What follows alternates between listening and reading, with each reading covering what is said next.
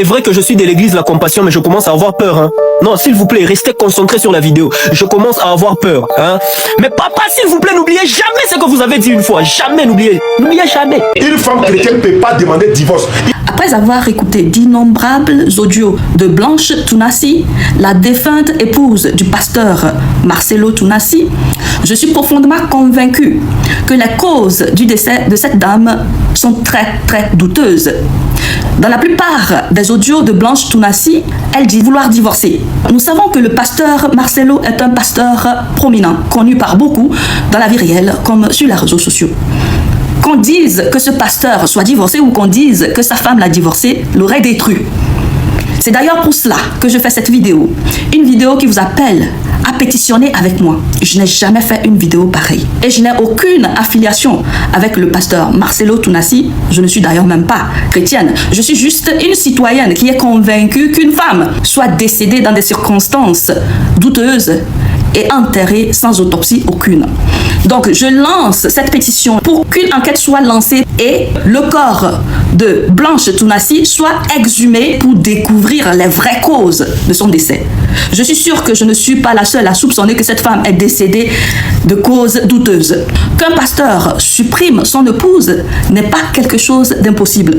Nous connaissons le cas de Osinachi Nwachukwu qui s'est passé au Nigeria, dont le mari pasteur est présentement incarcéré. Nous faisons une pétition pour qu'une enquête soit lancée dans le décès de Blanche Tounassi. Donc soyez nombreux avec moi. Ensemble, nous pouvons pousser cette pétition-là. De grâce, partagez la vidéo, envoyez-la dans la communauté congolaise où se passe cette scène tragique et malheureuse. Les ministères sont glorieux, mais les mariages sont détruits. La plupart des ministres de Dieu veulent voir la gloire dans les ministères en ayant des foyers brisés. Il y a 3 types de ministres de Dieu dans le foyer, hommes comme femmes. Des ministres de Dieu qui sont bénissants, mais dont le foyer est ikabod. Il n'y a pas de gloire dans la famille. Il n'y a pas de gloire dans le foyer. Deuxième catégorie, il y a des hommes de Dieu puissants que vous êtes, mais qui sont à côté de Dieu sans vivre Dieu. Troisième catégorie, il y a ceux-là qui sont sur le rocher. Sur le rocher, ils vivent la gloire de Dieu. Il y a la gloire de Dieu aussi dans leur famille et dans leur couple. Écoute, homme de Dieu. Matthieu 14, 19 nous révèle que Jésus a dit à quelques hommes, suivez-moi et je ferai de vous. Aujourd'hui, dans le ministère, il ne s'agit pas d'avoir, il s'agit de devenir. Il y a des choses qui sont interdites pour toi, mais tu ne les connaîtras pas si tu n'as pas d'intimité. Si tu es un garçon sans sensibilité, tu iras au salon de coiffure, alors que toi, tu ne dois jamais voir un ciseau. La sensibilité spirituelle te révélera tes interdits. Mesdames et messieurs, ce soir, nous allons plonger au cœur d'une histoire qui a ébranlé toute une communauté religieuse. Une histoire d'amour, de foi, de promesses et de silence. Pour comprendre ce qui s'est passé, il faut d'abord revenir au début. Il faut revenir à l'époque où Esther Tounassi et Marcelo formaient ce que tout le monde appelait le couple idéal. L'époque où personne n'aurait pu imaginer, même dans ses rêves les plus fous, que cette belle histoire allait connaître une fin aussi bouleversante, aussi inattendue, aussi douloureuse pour tous ceux qui les aimaient et qui avaient placé en eux une confiance absolue, une admiration sincère, un espoir profond que l'amour véritable existait bel et bien dans ce monde souvent cruel et décevant. Imaginez une église pleine à craquer, des chants qui s'élèvent vers le ciel, des fidèles habillés de leur plus beau dimanche. Et au centre de tout ça, lui, Marcelo. Grand, imposant, la voix posée, le regard pénétrant. Un homme qui, dès qu'il prenait la parole, faisait régner le silence dans la salle. Pas le silence de la peur. Non, le silence du respect. Celui qu'on accorde aux hommes qui dégagent quelque chose de particulier, quelque chose que les gens ordinaires ont du mal à définir, mais qu'ils ressentent profondément dès la première seconde. C'est quelque chose qu'on appelle autorité naturelle. C'est quelque chose qu'on ne veut pas apprendre dans les livres, qu'on ne peut pas simuler devant un miroir. Soit on l'a, soit on ne l'a pas. Et Marcelo, lui, il l'avait. Pleinement. Naturellement. Sans effort apparent, sans ostentation, sans cette arrogance déplaisante qui gâche souvent le charisme de ceux qui savent qu'ils en ont. Non, Marcelo portait son autorité avec une simplicité désarmante, comme si c'était la chose la plus naturelle du monde, comme si commander le respect était pour lui aussi simple que respirer. Marcelo n'était pas qu'un pasteur, il était une institution, un repère. Dans les couloirs de l'église La Compassion, son nom était prononcé avec une déférence particulière. Les anciens le respectaient, non. Les jeunes l'admiraient. Les femmes voyaient en lui un guide spirituel intègre. Les hommes voyaient en lui un modèle de droiture et de leadership. Il était de ceux qu'on cite en exemple quand on veut parler d'un homme de Dieu authentique. De ceux qu'on présente à ses enfants en disant « Regarde, voilà comment un homme doit se tenir dans la vie. Voilà comment on porte ses responsabilités avec dignité. Voilà comment on sert les autres sans se perdre soi-même. Voilà comment on reste debout quand tout autour de soi vacille et s'effondre. » Il avait construit sa réputation pierre après pierre, année après année, dans la cohérence et la constance. Et cette réputation-là, dans ce milieu-là, valait plus que toutes les richesses du monde. Elle valait plus que les honneurs, plus que les titres, plus que les applaudissements faciles que certains cherchent à tout prix et qui ne durent jamais. La réputation de Marcelo, elle, était construite sur du solide, sur du vécu, sur des actes concrets posés jour après jour dans la discrétion et la fidélité. Ceux qui le connaissaient depuis longtemps racontaient de ses débuts à l'église. Ce jeune homme déterminé, animé d'une conviction profonde, qui avait choisi de consacrer sa vie à quelque chose qui le dépassait. Pas par faiblesse, pas par manque d'ambition, mais au contraire parce qu'il avait compris très tôt que la plus grande ambition qu'un homme puisse nourrir, c'est celle de servir, de construire quelque chose de durable, de laisser derrière lui non pas des monuments de pierre et de béton, mais des vies transformées, des cœurs touchés, des familles reconstruites. C'était ça, Marcelo. Un bâtisseur d'âme. Un homme qui croyait profondément que chaque être humain méritait une chance, que chaque vie brisée pouvait être réparée, que chaque cœur endurci pouvait s'ouvrir à nouveau à la lumière, à condition d'être accompagné avec patience, avec amour, avec cette bienveillance rare que seuls les véritables hommes de Dieu savent offrir sans compter et sans jamais attendre de retour. Et puis il y avait elle, Esther Tounassi. Esther n'était pas une femme ordinaire non plus. Dans cet univers religieux où chaque geste est observé, où chaque parole est pesée, où chaque sourire est interprété, Esther avait su trouver sa place avec une grâce remarquable. Elle n'écrasait personne de sa présence. Elle ne cherchait pas les projecteurs. Mais quand elle entrait dans une pièce, les gens la remarquaient quand même. Pas à cause d'un excès. Non, à cause d'une qualité rare. Cette façon d'être pleinement là où elle était. Présente. Attentive, sincère. Cette capacité à regarder les gens dans les yeux et à leur faire sentir qu'ils comptaient. Vraiment.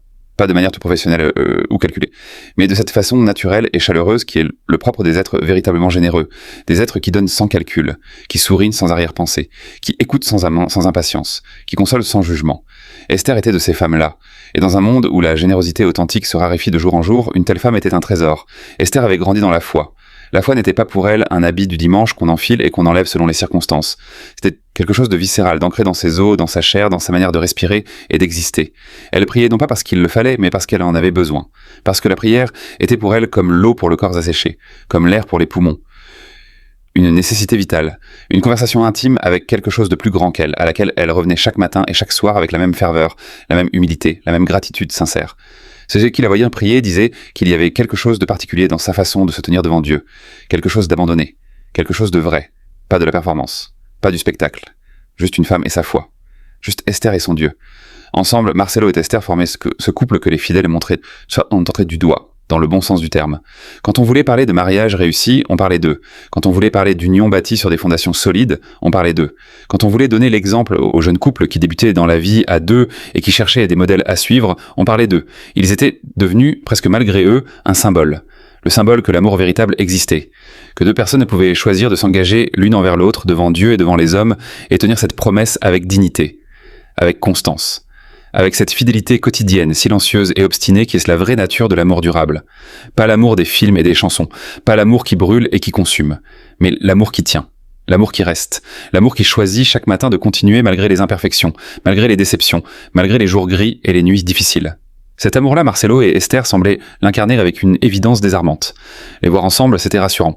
Dans un monde où les couples se défont à la première difficulté, où les engagements sont pris à la légère et rompus encore plus légèrement, où le mot fidélité est devenu presque désuet, presque naïf, presque ridicule aux yeux de certains, Marcelo et Esther représentaient quelque chose de stable, quelque chose de durable, quelque chose en quoi on pouvait encore croire. Une encre dans la tempête. Une preuve vivante que l'engagement avait encore un sens. Que les vœux prononcés devant l'autel n'étaient pas de simples formules vides de sens, mais des paroles porteuses d'une intention réelle, d'une détermination profonde, d'une volonté de bâtir quelque chose qui résiste au temps et aux épreuves. La communauté les aimait vraiment. Pas de cette affection superficielle qu'on réserve aux célébrités qu'on ne connaît pas vraiment et dont on suit la vie à distance derrière un écran. Non. D'un amour sincère, nourri par des années de côtoiement, de partage de moments vécus ensemble lors des cultes, des célébrations, des réunions de prière, des veillées nocturnes, des moments de joie collective et de deuil partagé. Les gens avaient vu Marcelo et Esther grandir dans leur foi, les avaient vus traverser des épreuves, les avaient vus tenir bon quand tout semblait vaciller, les avaient vus choisir l'un et l'autre encore et encore dans les moments de lumière comme dans les moments d'ombre. Et cette fidélité-là, cette constance-là avait forgé un lien profond entre ce couple et sa communauté. Un lien fait de confiance, d'admiration et d'affection réciproque. Alors quand la nouvelle est tombée, quand les premiers murmures ont commencé à circuler dans les couloirs de l'église, quand les regards se sont mis à se croiser avec cet air grave et incrédule que prennent les gens face à une réalité qu'ils refusent d'accepter, quand les chuchotements ont commencé à remplacer les conversations normales et que les silences sont devenus plus lourds que les mots, eh bien personne n'était préparé. Personne ne pouvait l'être, parce qu'il y a des nouvelles pour lesquelles aucune préparation n'est possible. Des nouvelles qui arrivent comme un coup de poing en plein visage et qui laissent tout le monde étourdi, désorienté, incapable de comprendre ce qui vient de se passer. Mais avant d'en arriver là, avant de parler de la fracture, avant de parler de l'effondrement, il faut parler de la grossesse. Parce que oui, Esther était enceinte. Et cette grossesse, dans ce contexte-là, dans cet univers religieux où la vie est perçue comme un don sacré, où chaque naissance est vécue comme une bénédiction divine, représentait bien plus qu'un simple événement biologique. Elle représentait une bénédiction, une continuité, la preuve vivante que l'union de Marcelo et Esther portait ses fruits au sens le plus littéral du terme. Un enfant qui allait naître. Un enfant qui allait grandir au sein d'une famille aimante, guidée par la foi, entourée d'une communauté soudée et bienveillante. Un enfant qui allait hériter des valeurs de son père et de la grâce de sa mère. Un enfant qui allait grandir dans la lumière et dans l'amour. C'est du moins ce que tout le monde croyait. C'est du moins ce que tout le monde espérait de tout son cœur. Les fidèles se réjouissaient. On parlait déjà du baptême. On imaginait déjà la cérémonie, les chants, les larmes de joie. On anticipait déjà ce moment où Marcelo tiendrait son enfant dans ses bras devant l'assemblée, les yeux brillants, le cœur plein, la voix peut-être légèrement brisée par l'émotion, lui qui était toujours si posé, si maître de lui. On se disait que ce jour-là, même lui craquerait, et que ce serait beau, que ce serait peut-être un de ces moments dont on parle encore des années après. Un de ces moments qui s'inscrivent dans la mémoire collective d'une communauté et qui deviennent des repères, des jalons, des points lumineux autour desquels les souvenirs s'organisent et s'ancrent dans le temps. Esther, de son côté, portait cette grossesse avec cette même grâce tranquille qui la caractérisait. Elle rayonnait, pas de manière ostentatoire, mais ceux qui la côtoyaient le voyaient clairement, sans l'ombre d'un doute.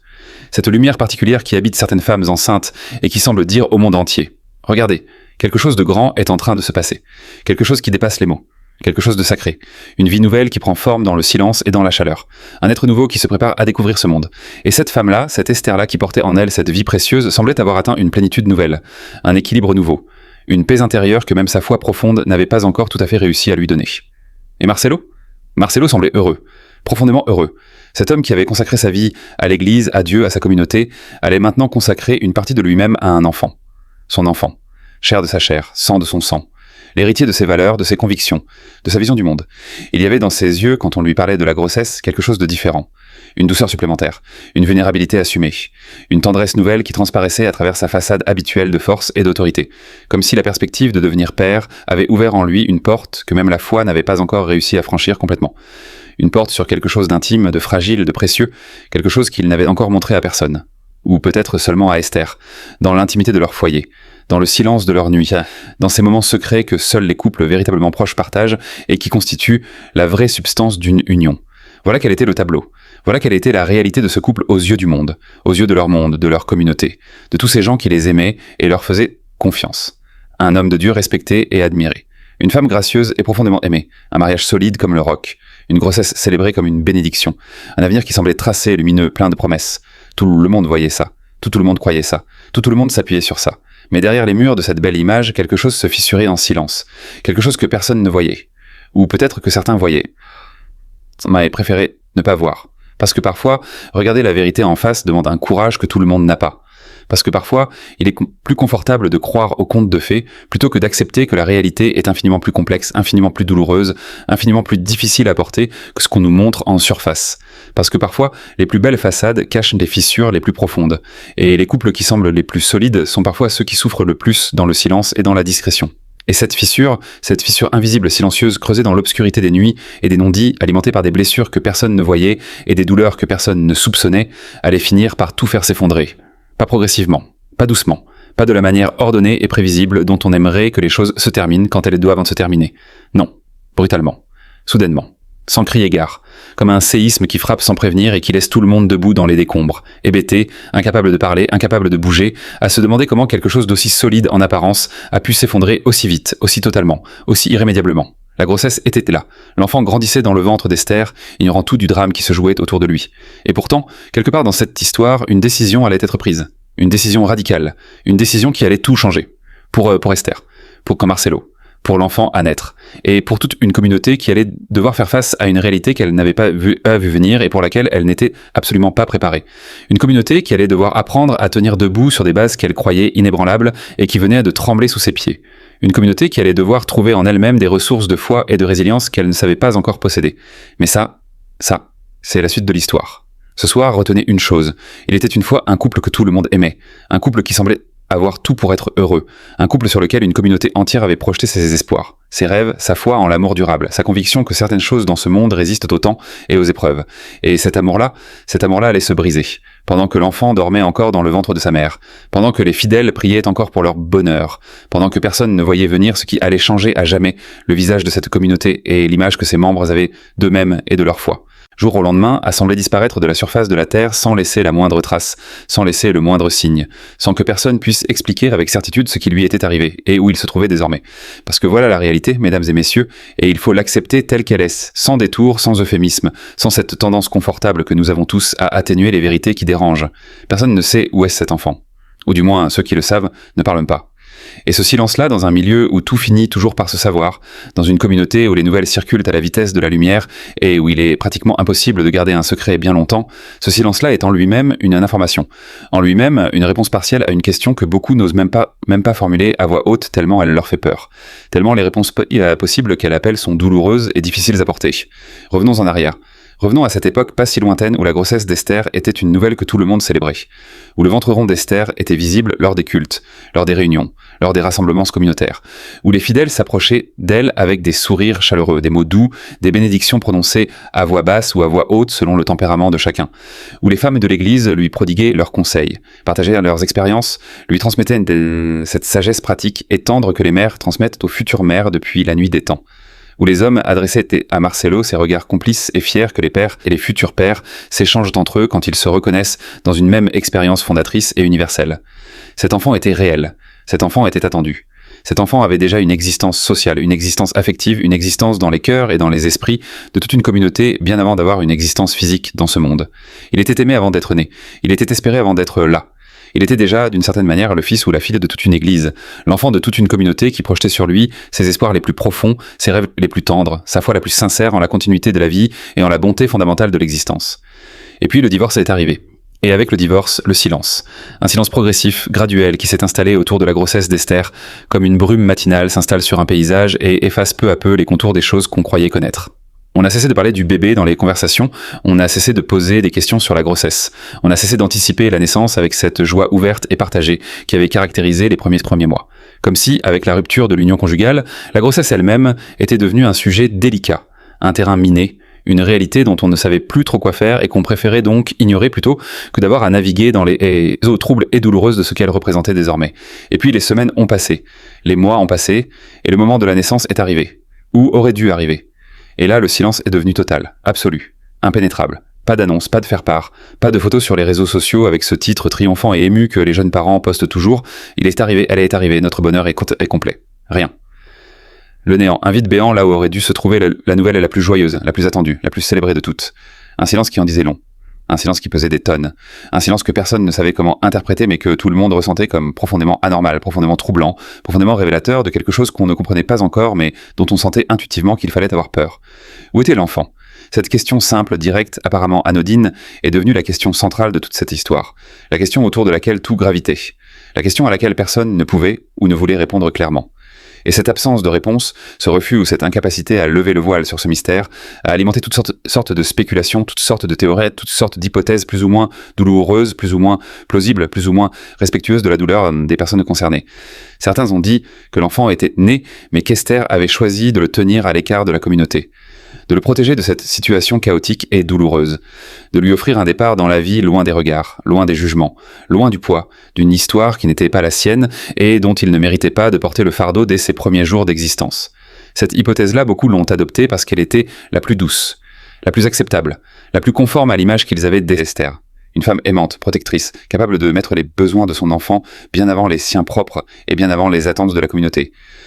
D'autres on murmure des choses plus sombres, des choses qu'on hésite à répéter parce qu'elles appartiennent à cette catégorie de suppositions qui font mal même quand on les formule dans le silence de sa propre tête, encore plus quand on les prononce à voix haute devant quelqu'un d'autre. Des suppositions sur ce qui aurait pu arriver à cet enfant dans le contexte du drame conjugal. Des suppositions sur les décisions qui auraient pu être prises dans le feu de la crise, dans la détresse et dans la douleur d'une situation devenue ingérable. Des suppositions que personne ne voulait vraiment formuler jusqu'au bout parce que les accepter comme possible revenait à accepter une dimension de cette histoire encore plus tragique que tout ce qu'on avait déjà dû digérer. Et d'autres encore ont cherché dans le silence de Marcelo une réponse à ces questions, parce que Marcelo aussi était silencieux sur ce sujet. Lui qui avait toujours parlé, lui qui avait toujours eu des mots pour toutes les situations, lui dont la parole avait été pendant des années une source d'inspiration et de réconfort pour toute sa communauté, lui n'avait rien dit sur l'enfant. Rien. Pas un mot. Pas une mention, pas une allusion. Comme si cet enfant-là n'existait pas pour lui. Ou plutôt, et c'est peut-être encore plus troublant, comme si parler de cet enfant était pour lui quelque chose d'impossible, quelque chose de trop douloureux, de trop complexe, de trop chargé pour être abordé en public devant des fidèles qui attendaient de lui qu'il soit fort, qu'il soit debout, qu'il soit l'homme de Dieu qu'il avait toujours été même quand sa vie personnelle était en ruine. Il faut s'arrêter un moment sur cette image.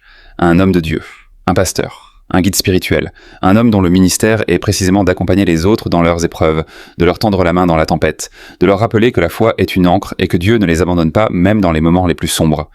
Cet homme-là se retrouve soudainement dans une position qu'il a peut-être occupée des centaines de fois du côté de l'accompagnant, mais jamais du côté de l'accompagné. Il se retrouve à être celui qui a besoin d'aide, celui qui traverse l'épreuve, celui dont la vie ressemble soudainement à ces histoires difficiles qu'il a eu l'habitude d'écouter et d'accompagner, mais jamais de vivre. Et quelque part dans cette épreuve-là, quelque part dans ce retournement brutal de sa situation, il y a un enfant dont on ne parle plus. Un enfant qui est peut-être là quelque part, qui respire, qui pleure, qui grandit, ou qui n'est plus là. Et ce quelque part est le plus douloureux des mystères, parce que c'est ça le cœur de cette troisième scène. Ce n'est pas seulement la question de savoir où est l'enfant, c'est la question de ce que l'absence de réponse dit sur nous tous, sur notre façon de gérer les situations difficiles dans nos communautés, sur notre tendance à détourner le regard de ce qui nous met mal à l'aise plutôt que de le regarder en face avec le courage et la bienveillance que la situation exige, sur notre propension à spéculer dans le silence plutôt que de créer des espaces sûrs où les vérités difficiles peuvent être dites et entendues sans jugement, sur notre incapacité collective parfois à protéger les plus vulnérables. Et qu'y a-t-il de plus vulnérable qu'un enfant né dans la tempête, un enfant dont les parents traversent une crise qui les dépasse, un enfant qui a besoin de paix et d'amour dans un environnement qui n'offre pour l'instant que confusion et douleur. Cet enfant, quel qu'il soit, où qu'il soit, mérite mieux que d'être le sujet de spéculations et de murmures dans les couloirs d'une église. Cet enfant mérite d'être protégé. Cet enfant mérite d'être aimé. Pas de loin, pas en théorie, pas dans les prières prononcées à voix basse par des fidèles qui se demandent ce qui lui est arrivé, mais concrètement, tangiblement. De manière à ce qu'il sente autour de lui la chaleur et la bienveillance d'une communauté qui le reconnaît comme l'un des siens et qui est prête à lui offrir ce dont il a besoin pour grandir dans la dignité et dans la lumière.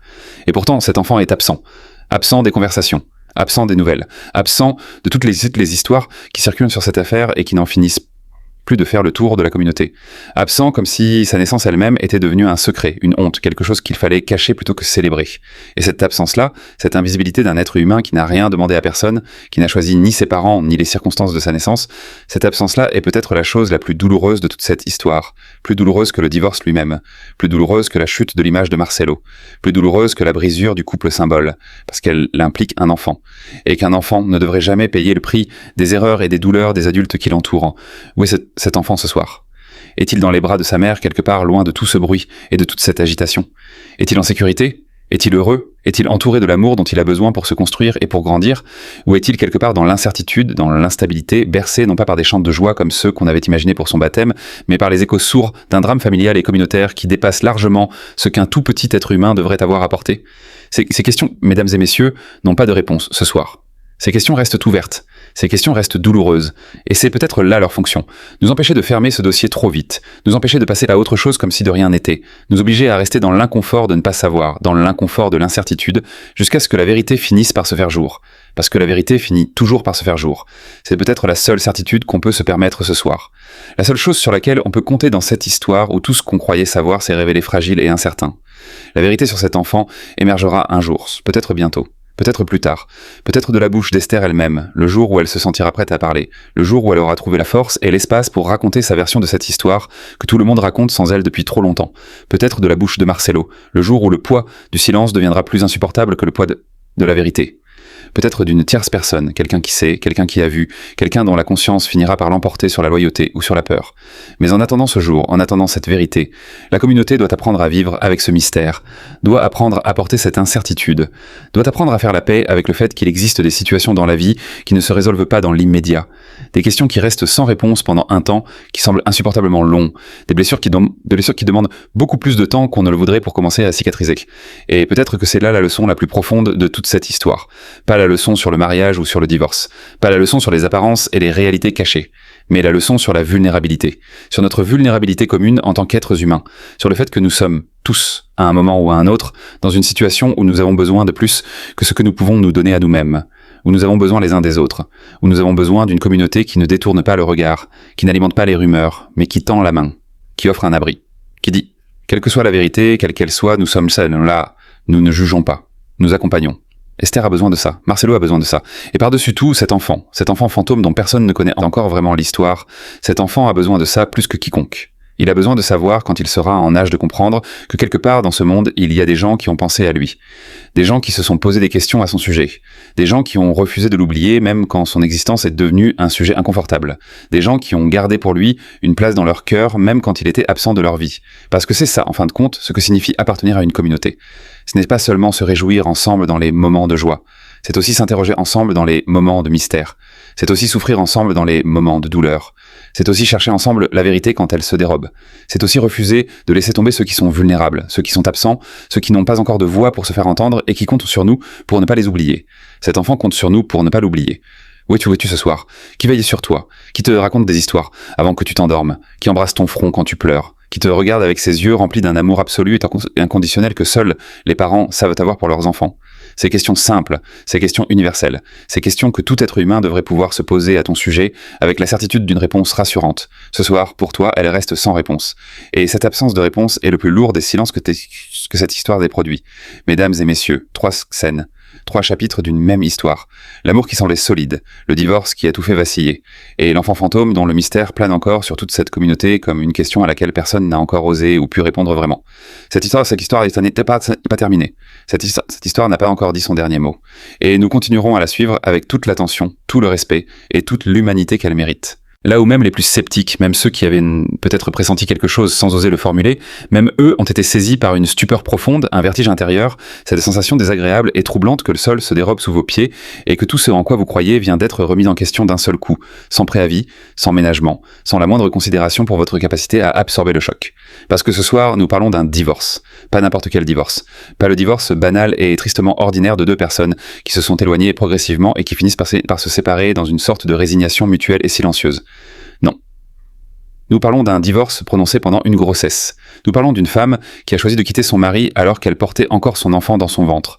Nous parlons d'une décision prise dans les circonstances les plus dramatiques, qui soit dans le contexte le plus chargé émotionnellement qu'on puisse imaginer, à un moment où tout aurait dû pousser à la réconciliation, à la patience, à l'effort de tenir bon pour l'enfant à venir. Et pourtant, Esther Tounassi a dit non. Esther Tounassi a dit stop. Esther Tounassi a fait ce choix radical, douloureux, incompréhensible pour beaucoup, et elle l'a assumé avec une détermination qui a laissé tout le monde sans voix. Quand la nouvelle a commencé à circuler, personne ne voulait y croire. C'est humain. Face à une réalité qui contredit tout ce qu'on a toujours cru, le premier réflexe est le déni. On se dit que c'est une rumeur, que quelqu'un a mal compris, que les informations ont été déformées en passant de bouche en bouche, comme cela arrive si souvent dans les communautés où tout le monde se connaît, et où les nouvelles voyagent à la vitesse de l'éclair, mais perdent parfois en précision ce qu'elles gagnent en rapidité. On se dit par phrase sautée qu'il y a forcément une erreur, que Marcelo et Esther, eux, ne peuvent pas se séparer. Pas eux. Pas maintenant. Pas comme ça. Mais les rumeurs ont persisté. Et les rumeurs ont pris de la consistance. Et progressivement, inexorablement, la réalité a fini par s'imposer avec toute sa brutalité et toute son inflexibilité. Oui, c'était vrai. Esther avait demandé le divorce. Esther avait quitté Marcelo. Esther était partie. Enceinte. Seule. Déterminée.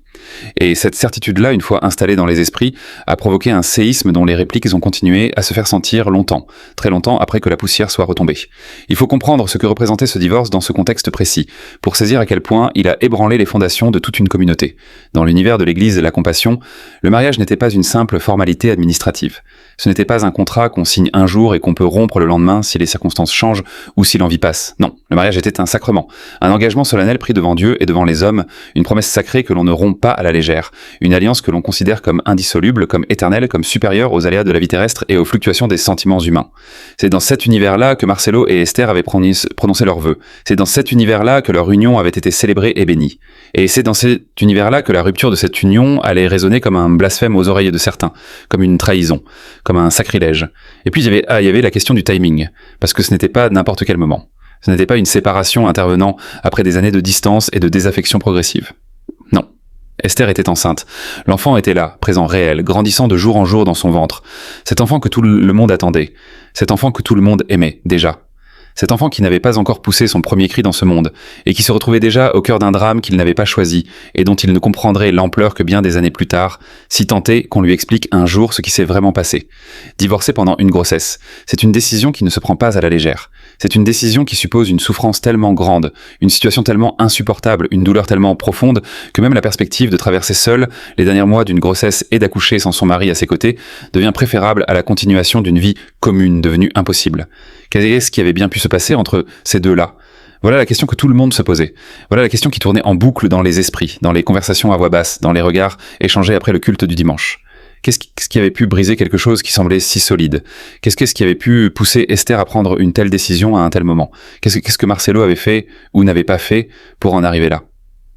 Parce que dans l'esprit de beaucoup, une femme enceinte qui divorce, c'est une femme qui a été poussée à bout.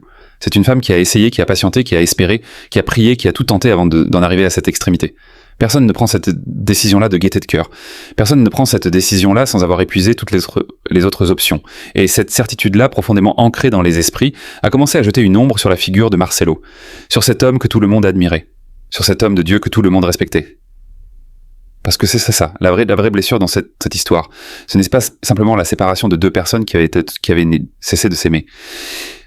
C'est la chute d'un symbole. C'est l'effondrement d'une image. C'est la découverte douloureuse que derrière la façade irréprochable de l'homme de Dieu, derrière les sermons inspirants et les prières ferventes, derrière le costume du dimanche et le sourire bienveillant, il y avait quelque chose d'autre. Quelque chose que personne n'avait vu. Ou que certains avaient peut-être entrevu sans oser le nommer. Et cette découverte-là a ébranlé des certitudes que beaucoup croyaient être inébranlables. Elle a soulevé des questions que beaucoup auraient préféré ne jamais avoir à se poser. Qu'est-ce que cela signifiait pour leur foi? Qu'est-ce que cela signifiait pour leur communauté? Qu'est-ce que cela signifiait pour tous ces couples qui avaient pris Marcelo et Sadé Esther comme modèle et qui se retrouvaient soudainement sans boussole, sans repère, sans cet exemple lumineux sur lequel ils s'étaient appuyés pour avancer dans leur propre vie conjugale? Ces questions-là n'avaient pas de réponse simple. Ces questions-là exigeaient une remise en question profonde, une honnêteté courageuse, une capacité à regarder la réalité en face même quand elle fait mal, même quand elle dérange, même quand elle remet en cause des certitudes qu'on avait cru acquises pour toujours. Et au milieu de tout ça, il y avait Esther, seule, enceinte, ayant pris la décision la plus difficile de sa vie. On peut imaginer ce que ces semaines et ces mois ont représenté pour elle. La pression sociale dans un milieu religieux est quelque chose d'immense, de presque écrasant. Les regards, les jugements, les questions indiscrètes, les tentatives de médiation qui ressemblent parfois davantage à des tentatives de manipulation, les injonctions à pardonner, à rester, à tenir bon pour la famille, pour l'enfant, pour l'image de l'Église, tout le poids derrière de la communauté qui pèse sur les épaules d'une femme déjà suffisamment chargée par sa propre douleur et par les exigences physiques et émotionnelles d'une grossesse. On peut imaginer les nuits sans sommeil, les larmes versées dans l'obscurité, les prières désespérées d'une femme qui cherche la force de tenir, la force de faire ce qu'elle a décidé de faire, la force d'assumer un choix que personne autour d'elle ne comprenait vraiment et que beaucoup lui reprochaient ouvertement ou en silence. Mais Esther a tenu. Esther n'a pas cédé. Esther a maintenu sa décision avec une fermeté qui, selon ceux qui l'ont côtoyée pendant cette période, relevait autant du courage que de la conviction profonde que c'était la bonne chose à faire. La seule chose à faire. Que ce chemin-là, aussi douloureux qu'il soit, était le seul chemin qui lui permettrait de préserver ce qu'il lui restait de dignité, de paix intérieure, de capacité à être la mère que son enfant allait avoir besoin qu'elle soit. Parce que pour Esther, il ne s'agissait pas seulement d'elle. Il s'agissait aussi de cet enfant qui allait naître. De cet enfant qu'elle voulait protéger. De cet enfant à qui elle voulait offrir le meilleur environnement possible, même si cet environnement n'était pas celui que tout le monde avait imaginé et espéré. Et Marcelo dans tout ça, Marcelo, l'homme respecté, le pilier de la communauté, le grand serviteur de Dieu, comment a-t-il vécu cette période? Qu'est-ce qui s'est passé en lui quand la femme qu'il avait épousée, la femme qui portait son enfant, a décidé de le quitter? On ne peut que l'imaginer. Parce que Marcelo n'a pas parlé publiquement. Ou du moins, ce qu'il a dit n'a pas circulé de la même manière que la nouvelle du divorce elle-même. Et ce silence-là, ce silence de l'homme mis en cause, de l'homme dont l'image s'effondre sans qu'il puisse ou veuille se défendre publiquement, ce silence-là, ça a été interprété de 1000 manières différentes par 1000 personnes différentes. Certains y ont vu de la dignité, d'autres y ont vu de la culpabilité. D'autres encore y ont vu simplement la prudence d'un homme qui sait que dans ces situations-là, chaque mot prononcé peut se retourner contre vous et aggraver une situation déjà suffisamment catastrophique. Mais le silence de Marcelo a eu un effet qu'il n'avait peut-être pas anticipé. Il a laissé le champ libre aux spéculations. Il a laissé prospérer les rumeurs. Il a laissé les gens combler le vide de leur propre imagination, de leur propre projection, de leur propre théorie sur ce qui avait bien pu se passer entre ces deux êtres que tout le monde croyait connaître et qui, visiblement, portaient des secrets que personne ne soupçonnait. Et les secrets, dans une communauté soudée, ne restent jamais secrets très longtemps. Ils finissent toujours par remonter à la surface, portés par des voix que rien n'arrête, amplifiés par des oreilles avides de sens et d'explications. La communauté était en crise. Pas une crise bruyante, pas une crise explosive avec des affrontements publics et des déclarations fracassantes. Non, une crise silencieuse, intérieure. Une crise qui se jouait dans les cœurs et dans les esprits des fidèles, dans leurs questionnements en privé, dans leurs conversations à mi-voix, dans leurs prières solitaires au cours desquelles ils demandaient à Dieu de leur expliquer ce qu'il se passait et pourquoi il laissait quelque chose comme ça arriver à des gens comme Marcelo et Esther. Et puis il y avait la question que tout le monde évitait de poser à voix haute, mais que tout le monde se posait en secret. La question la plus dérangeante, la plus troublante, celle qui touchait au cœur même de ce que cette communauté croyait et de la manière dont elle vivait sa foi. Si Marcelo et Esther pouvaient se séparer, si ce couple en qui tout le monde avait placé sa confiance et son admiration, pouvait voler en éclats ainsi. Alors qu'est-ce que ça disait des certitudes sur lesquelles chacun avait bâti sa propre vie? Qu'est-ce que ça disait de la solidité des fondations sur lesquelles on avait choisi de construire? Est-ce que les bases étaient vraiment aussi solides qu'on le croyait, ou est-ce qu'on avait tous été aveugles à quelque chose d'essentiel? Ces questions-là n'appellent pas de réponse rapide. Ces questions-là demandent du temps, de la maturité, de la profondeur. Elles demandent qu'on accepte de ne pas tout comprendre, qu'on accepte que la foi ne protège pas toujours de la douleur, qu'on accepte que même les meilleurs couples peuvent se briser, que même les hommes et les femmes les plus dévoués à Dieu restent des êtres humains avec leurs failles, leurs blessures, leurs limites et leurs zones d'ombre. Et pendant que tout le monde cherchait ses réponses, pendant que la communauté essayait de trouver ses marques dans ce nouveau paysage bouleversé, une question restait en suspens, une question à laquelle personne n'avait encore de réponse. Une question qui planait au-dessus de toute cette histoire comme un nuage sombre et menaçant dont personne ne savait quand ni comment il allait finir par crever. Où était l'enfant? La grossesse était connue. Le ventre d'Esther avait été visible. L'enfant avait existé aux yeux de tous. Et pourtant, depuis le divorce, depuis la séparation, depuis cette rupture fracassante, le silence. Aucune annonce de naissance. Aucune nouvelle. Aucun baptême, aucune photo, aucun témoignage. Comme si cet enfant-là avait disparu en même temps que le mariage qui lui avait donné la vie. Comme si, avec la destruction de l'union, quelque chose d'autre avait disparu. Quelque chose de précieux, quelque chose d'irremplaçable. Et cette disparition-là, cette absence criante, ce silence assourdissant autour d'un enfant dont tout le monde avait attendu la naissance avec tant d'impatience et d'amour, cette disparition-là allait constituer la troisième et peut-être la plus douloureuse des blessures infligées à cette communauté déjà si profondément meurtrie par les événements. Mais ça, mesdames et messieurs, c'est une autre histoire. Une histoire pour une autre scène. Une histoire qui mérite qu'on lui accorde toute l'attention et tout le respect qu'elle mérite. Ce soir, retenez ceci. Le divorce de Marcelo et Esther n'a pas seulement brisé un couple. Il a brisé une illusion. Il a brisé un symbole. Il a brisé quelque chose que toute une communauté portait en elle comme une lumière dans l'obscurité. Et réparer ce genre de brisure, réparer une foi ébranlée, reconstruire une confiance effondrée, retrouver ses repères quand ceux sur lesquels on s'appuyait ont disparu. Ça prend du temps. Énormément de temps. Et beaucoup, beaucoup de courage.